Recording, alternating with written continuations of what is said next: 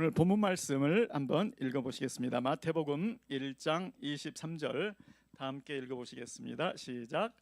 보라, 처녀가 잉태하여 아들을 낳을 것이요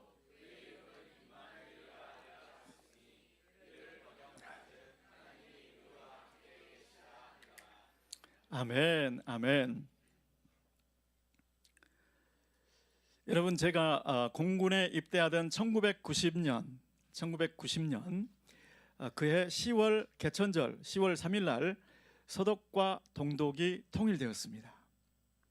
그 1990년부터 8년 전에 1982년도에 총리가 되신 분이 헬무트 콜 총리이세요. 그리고 통일이 되고 그때로부터 또 8년을 총리로 재임하신 분이 헬무트 콜, 키 큰 분 기억나세요? 요리 책도 쓰셨던 헬무트 콜 총리입니다. 그 헬무트 콜 총리는 통일을 내다보면서 통일을 준비했던 지도자고, 또 통일이 되고 난 다음에 그 혼란기를 수습하고 독일을 안정시켜서 유럽에서 제1의 강국으로 만든 귀한 지도자입니다. 그분이 총 16년 26일을 총리로 재임했어요. 메르켈 총리보다 열흘 더 많이 했어요. 이분이 제가 기억하기로 1993년도에 우리 한국을 방문했었습니다. 그리고 강연회를 열었어요. 그 강연회의 주요한 내용 중에 하나가 통일 비용에 관한 이야기였습니다. 이 총리가 한 얘기입니다. 독일은 오랫동안 막대한 비용에, 막대한 금액의 통일 비용을 준비했습니다. 저축했습니다. 그런데 막상 통일이 되고 난 다음에 보니까 그 비용이 충분하지 않았습니다. 이제 제가 보기에 머지않아 대한민국도 통일이 될 텐데 막대한 비용이 소요될 것입니다. 대한민국 여러분들은 통일 비용을 어떻게 준비하고 계십니까? 이런 내용이었어요. 그때 우리 대한민국은 우리 국민학교 때부터 부르던 노래 있잖아요. 우리의 소원은 통일.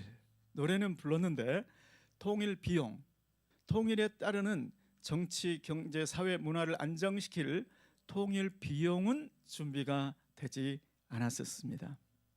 여러분, 왜 콜 총리는 통일 비용을 이야기했을까요? 경제적으로 앞선 나라, 그리고 경제적으로 뒤처진 나라가 통일이 되면 어떤 나라가 불편을 겪을까요? 경제적으로 앞선 나라가 당연히 불편을 겪을 거예요. 싫은 거예요. 네. 고용도 그 소득 수준도 전부 뒤로 가는 거예요. 앞선 나라는 대가를 지불해야 되는 거예요. 그런데 국가와 국가가 하나로 함께 할 때도 마찬가지지만 가정과 가정이 합해지는 경우도 꼭 마찬가지. 그리고 개인과 개인이 합쳐지는 경우도 똑같이 적용되는 원리이죠. 여러분, 제가 대학 생활 때 간질 환자 한 분을 제 자취방에 모시고 함께 살았다는 말씀을 드린 적이 있습니다.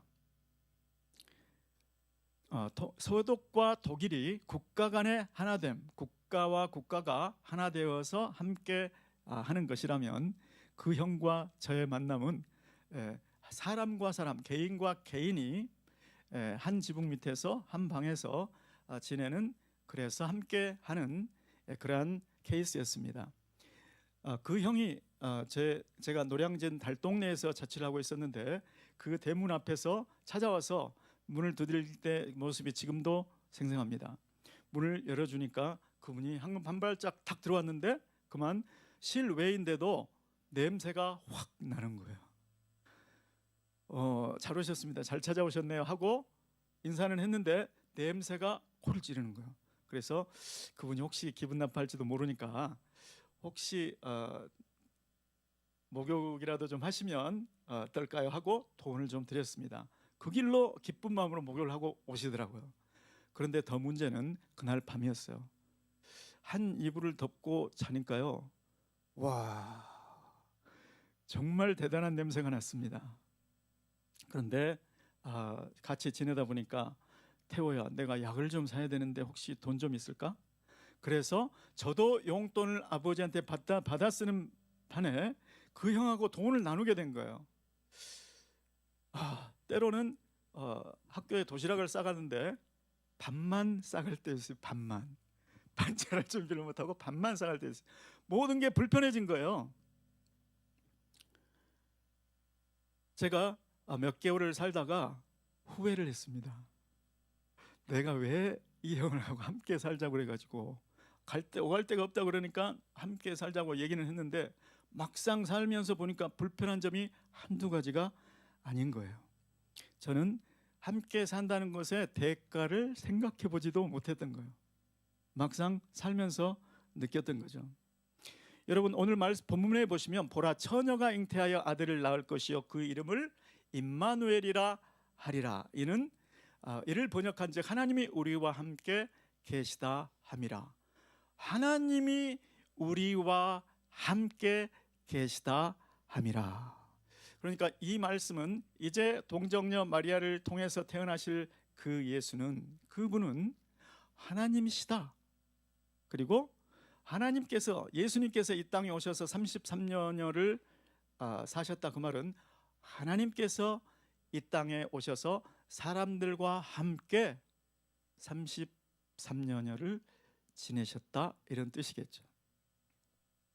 국가와 국가가 만나도, 개인과 개인이 만나도 예상치 못한 어려움, 또 예상되는 어려움들이 있는 것이죠. 자, 그러면 예수님께서 이 땅에 오셔서 사람들과 함께 지내시면서 어떤 어려움이 있었을까? 어떤 불편, 어떤 고통을 감내해야 됐을까? 저는 그 부분을 살펴보면서 오늘 설교 제목이 하나님의 사랑인데, 그 하나님의 사랑을 한번 나눠보도록 하겠습니다. 예수님께서, 하나님이신 예수님이 이 땅에 오셔서 처음으로 겪으신 불편함 무엇이었을까요, 여러분? 제가 믿기로는 마리아의 복중에 머물러야 했던 280일. 하나님이신 예수님이, 우리 김광신 목사님이 제가 설교 때 이런 제스처를 했던 것 같아요. 이렇게 마리아의 뱃속에서 280일을 머물러야 했다. 여러분 아시는 것처럼 세례 요한이 잉태되고부터 약 6개월 후에 지금 이런 일이 있었던 거예요. 자, 그러면 성령으로 잉태했으니까 그냥 단기간에 280일 다 채우지 말고 한 100일 정도만 가지고 뱃속에 기다리다가 나왔으면 얼마나 좋았겠습니까? 그런데 성경에 그런 기록이 없어요. 그 280일을 다 채우고 예수님 나오셨던 거예요. 그런데 제가 말씀드린 것처럼 하나님께서는 하루가 몇 년 같다고요? 1000년 같다.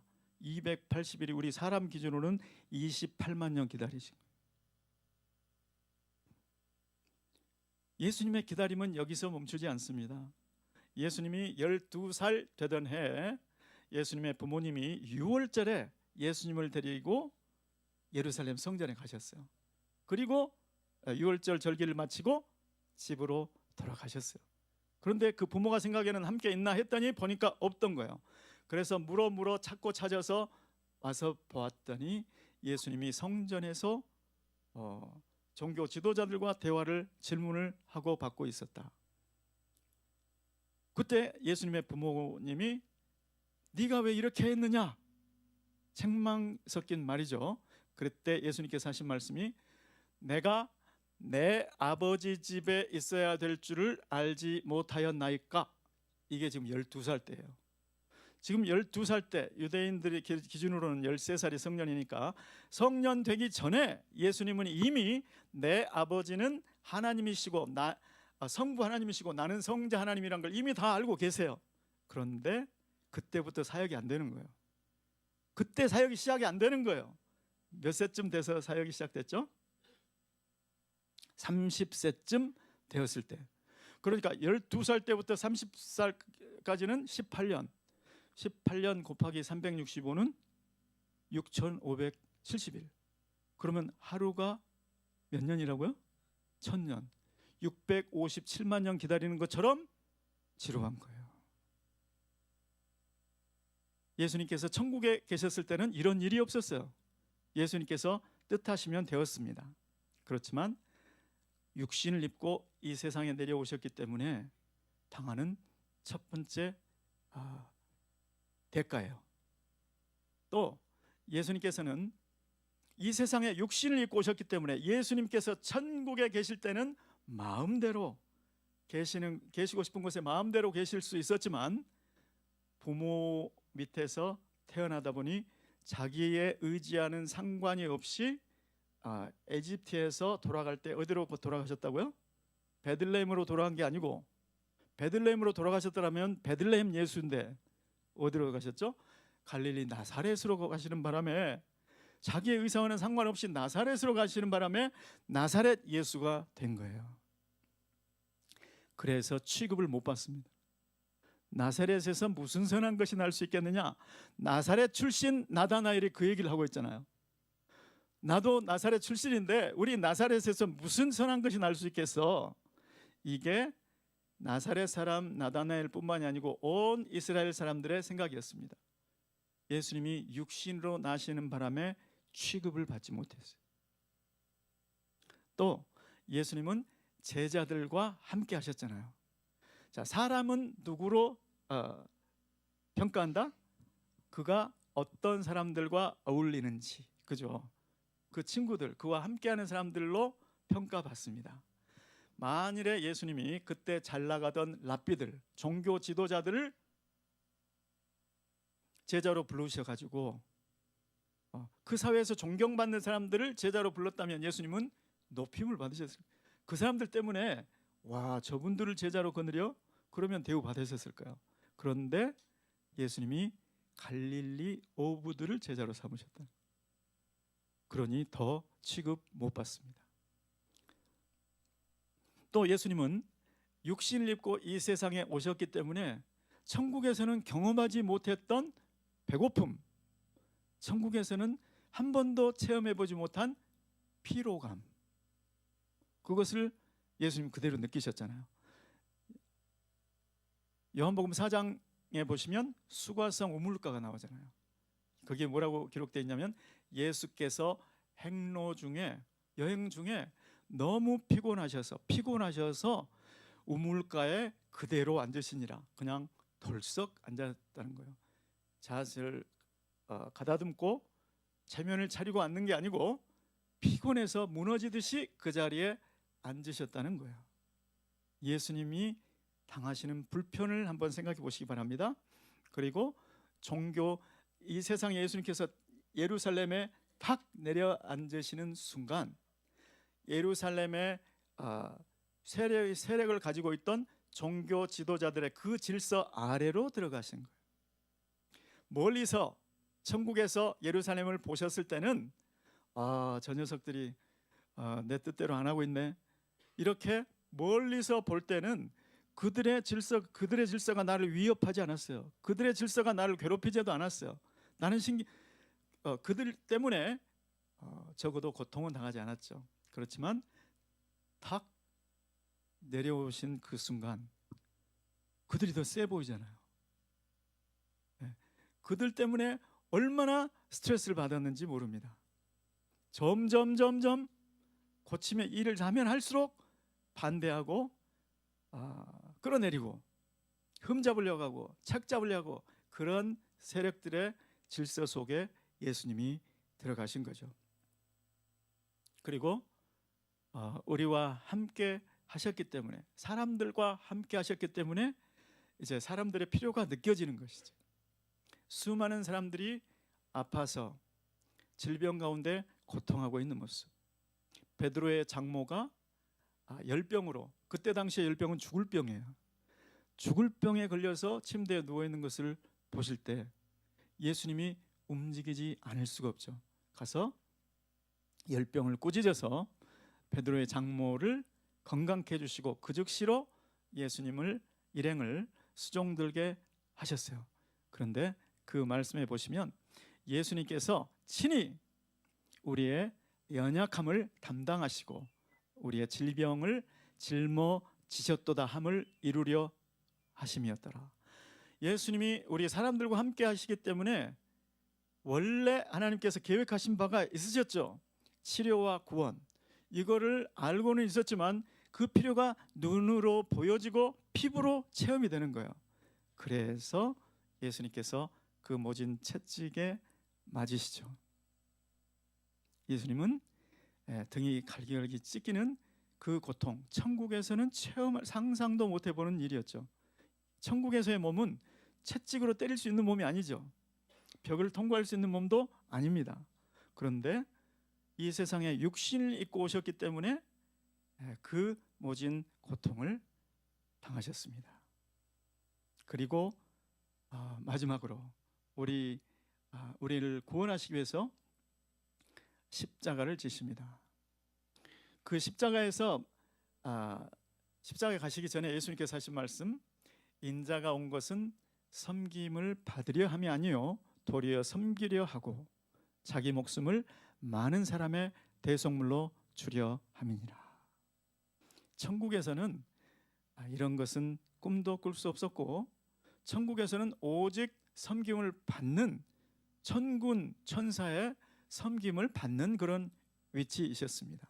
그런데 육신을 입고 이 세상에 오시니까 그들의 당하는 사탄에 매여 있는 그것을 보고 그 영혼 구원의 그 필요가 그냥 가슴으로 느껴지는 거예요. 그래서 예수님 십자가에 못 박혀 죽으셨습니다. 저는 예수 그리스도께서 십자가에서 이렇게 못 박혀 있는 장면을 생각할 때마다 어렸을 때 방학 숙제가 생각났습니다. 생각나세요, 여러분? 곤충 채집. 예수님께서 마치 곤충핀에 박혀서, 여러분, 사람들이 예수님을 조롱하고 멸시할 때 실은 누가 했습니까? 그 사람들은 지금 사탄의 에이전트가 돼 있는 거예요. 사탄이 조롱하고 있는 거예요. 예수 꼴 좋다. 네가 하나님의 아들, 네가 하나님이라고 내가 이겼다는 걸 지금 보지? 예수 꼴 좋다. 이렇게 조롱했을 거예요. 그런데 왜 예수님은 그 십자가에 가십니까? 내가 죽어야 죄에 묶여서 사탄의 종노릇 하고 있는 저 수많은 사람들이 죄의 사함을 받을 수 있으니까. 내가 죽어야 내가 부활하고, 내가 부활해야 천국에 가서 아버지께 성령을 받아서 성령을 부어줄 수 있으니까.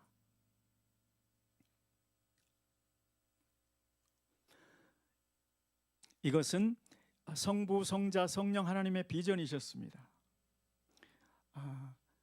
예수님께서는 God with us, 임마누엘, 하나님께서 우리 사이에 계시는 그 정도가 아니고, 예수님께서는 God in us, in God, we in God, 하나님 안에 우리 안에 하나님, 이것을 지금 보고 나아가고 계신 것이죠. 여러분, 지금까지 예수님께서 육신을 입으셨기 때문에, 육신을 입고 이 땅에 오신 것 때문에, 육신을 입고 이 땅에 오셔서 사람들과 함께 계신 것 때문에 어떤 어려움을 당하셨을까? 우리가 쉽게 생각해 볼 수 있는 것들만 나누었습니다. 예수님이 이 땅에 오셔서 당한 그 불편, 그 고통, 그 불평과 그 고통 때문에 우리가 하나님의 사랑을 알게 되었죠. 하나님께서 우리가 아직 죄인 되었을 때 예수께서 우리를 위하여 죽으심으로 하나님께서 우리에게 대한 자기의 사랑을 확증하셨느니라. 이걸 통해서 하나님이 우리를 정말 사랑하시는구나, 말로만 사랑하시는 것이 아니라 정말로 하나님이 우리를 사랑하시구나, 이것을 사람들이 보게 되었다는 것이죠.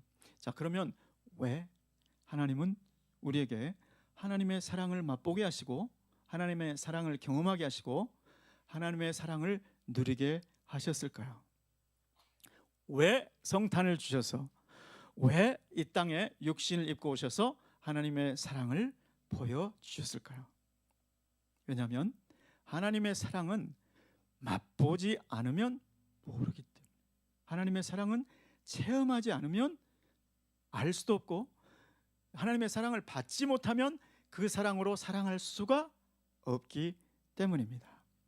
세상적인 사랑, 오염된 사랑은 할 수 있을지 몰라요. 그런데 하나님께서 말씀하신 사랑, 하나님께서 뜻하신 사랑, 아가페의 사랑은 절대 할 수가 상상도 할 수가 없는 것이죠. 자, 그래서 하나님은 먼저 우리를 사랑하셨고 우리가 하나님의 사랑을 받게 하셨습니다. 그런데 하나님의 사랑은 우리가 고아원 방문하듯 하는 일회성 사랑이 아니라는 거죠. 고아원 하루 방문해서 선물 나눠주고 오는 이런 사랑이 아니라는 것이죠. 하나님의 사랑은 우리를 자녀 삼으셔서 매일매일 매 순간 함께 하시며 보여주시는 풀타임, 아니 매 순간 함께 하시는 그런 사랑이라는 것이죠. 우리 요한일서 3장 1절 말씀, 요한일서 3장 1절 말씀 우리 다 함께 읽어보실까요? 시작. 보라, 아버지께서 어떠한 사랑을 우리에게 베푸사 하나님의 자녀라 일컬음을 받게 하셨는가. 우리가 그러하도다. 그러므로 세상이 우리를 알지 못함은 그를 알지 못함이라. 하나님께서 우리에게 베푸신 사랑은 우리를 자녀 삼으신 사랑입니다. 매일 같이 사는 그러한 사랑이라는 것이죠. 자, 이렇게 하나님의 사랑을 받고 하나님의 사랑을 체험하고 하나님의 사랑을 아는 우리에게 하나님께서 기대하시는 것이 있습니다. 그것이 바로 우리가 하나님의 사랑으로 서로 사랑하는 것이죠. 하나님의 사랑을 맛보고 매일 하나님의 자녀로 살아가며 순간순간 하나님의 은혜와 사랑 안에 사는 우리에게 주님께서 원하시는 것은 그 사랑으로, 아가페의 사랑으로, 우리가 체험한 그 사랑으로 사랑하는 것입니다. 요한일서 3장 16절 말씀에 나타나 있는데요. 함께 읽어보시겠습니다. 시작. 그가 우리를 위하여 목숨을 버리셨으니 우리가 이로써 사랑을 알고 우리도 형제들을 위하여 목숨을 버리는 것이 마땅하니라. 하나님의 사랑을 우리가 맛보았으면 그 사랑으로 우리도 예수 그리스도를 닮은 그 사랑을 하는 것이 마땅하다, 이런 말씀입니다. 서로를 위해서 죽어버리라는 뜻이 아니고 죽기까지, 목숨을 버리기까지 정도를 말씀하신 것이죠. 그런 정도로 사랑하라는 뜻입니다. 자, 그러면 우리 교회 안에 형제 자매들만 사랑하는 뜻일까요? 물론 그것이 아니겠죠. 우리 하나님의 사랑을 알지 못하는 모든 사람들에게 하나님의 사랑을 나누라는 뜻이겠죠. 여러분, 1956년 7월 2일자 타임지는 지금도 온라인에서 조회가 됩니다. 그 온라인 타임지에 크리스찬 한 사람의 기사가 났습니다. 그 기사는 내비게이터 선교의 창시자 더슨 트롯맨이라는 사람의 이야기입니다. 아시는 대로 내비게이터 선교회의 모토는 예수 그리스도를 알고 그를 알게 하라, 이것이 내비게이터 선교회의 모토죠. 그 기사의 내용은 이렇습니다. 지난주 어느 날, 6월의 마지막 주겠죠. 지난주 지난주 어느 날 더슨 트로트맨은 뉴욕주의 슈른이라는 호수에서 수상 스키를 탔습니다. 그 수상 스키를 약 2시간 동안 타고 이제 돌아가는 길에 모터보트를 탄 거예요. 보트를 탔는데 그 보트 안에 두 소녀가 있었다. 그래서 이 50세, 나이가 50이었습니다. 더슨 트롯맨이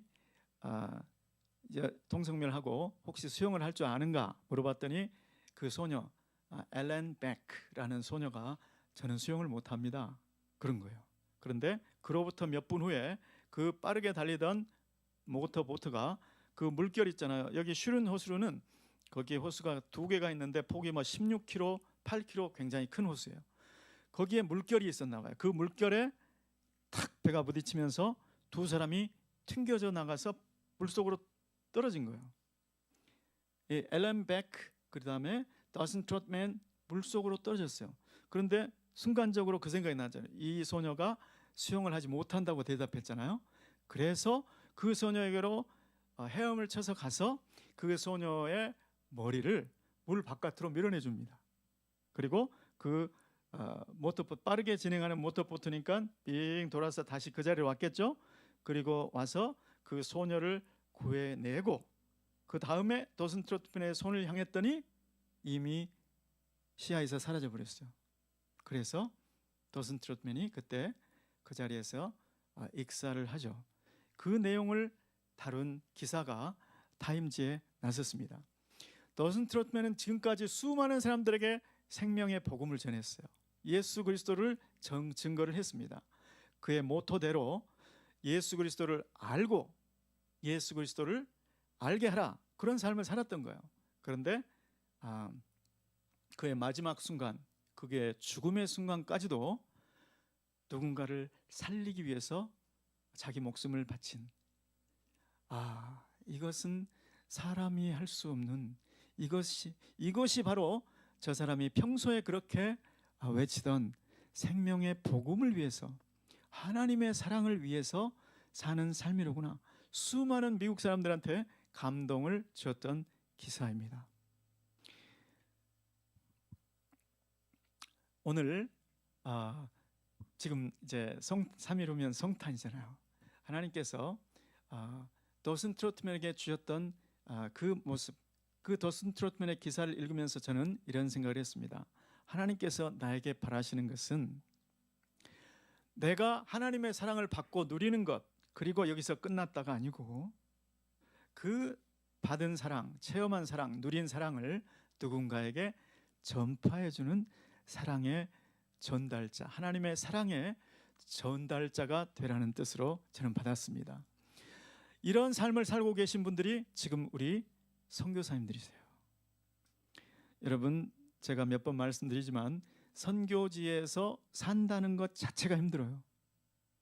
왜냐하면 저는 인도 단기 선교를 열 몇 번 다녀왔습니다. 그렇지만 단기 선교는 단기 선교예요. 단기 선교는 첫 번째로 내가 쓸 돈이 충분하다. 내가 쓸 수 있는 돈을 충분히 가지고 가요. 그 다음에 내가 돌아오고 싶을 때 돌아온다. 이게 단기 선교예요. 그리고 단기 선교는 그 질서, 그 인도 세계의 그 매운맛을 모르는 거예요. 맛을 몰라요. 그 인도가 어떤 나라인지, 얼마나 피곤한 시스템인지 그거를 맛보지 않고 돌아오는 게 단기 선교예요. 그러니까 저의 기억에 너무 좋은 거예요. 단기 선교는 너무 좋아요. 마치 신혼여행 같은 거죠. 신혼여행 갈 때 돈 충분히 가져가죠. 맛있는 거 먹고 하고 싶은 거 하고 즐기고 오잖아요. 아직 현실에 맞닥뜨려지지 않은 선교가 단기 선교인 거예요. 그런데 우리 선교사님들 어떻습니까? 그 피곤한 인도 공무원들 얼마나 피곤하게 하는지 몰라요. 인도뿐이겠습니까? 전 세계의 모든 선교지가 다 마찬가지예요. 힘들어요. 한국보다 좋은 선교지가 어디 있을까요? 나가면 고생입니다. 그 선교사님들과 마음을 같이 해주고 그 선교사님들을 위해서 기도해 줄 뿐만이 아니고 그 선교사님들에게 연락하고 오셨을 때 식사 대접 잘 위로받고 격려할 수 있게 선교사님들을 따뜻하게 섬겨주는 것이 선교입니다. 선교사님들을 살리는 것이 선교예요. 어려울 것 없습니다. 그래서 내가 나에게서 하나님의 사랑과 은혜가 여기까지였다, 끝나지 않는 방법은 우리가 선교사님들을 섬기는 것이다. 그리고 선교사님들이 요청하면 가세요. 하나님, 우리 그 선교사님 계신 현장으로 갈 때 선교사님들이 얼마나 격려를 받는지 몰라요. 왜냐하면 자기 힘든 곳이잖아요. 그런데 내가 잘 아는 사람, 나를 사랑해 주는 사람이 거기에 와서 함께 할 때 그 힘든 것이 반감이 되는 거죠. 오늘 저는 함께 한다는 것은 대가가 있다. 함께 한다는 것은 편한 게 아니고 불편한 일이고 고통, 치러야 될 대가가 있다. 이런 말씀 나누었고, 예수님께서 어떤 대가를 치루었는지 그거를 함께 나누었습니다.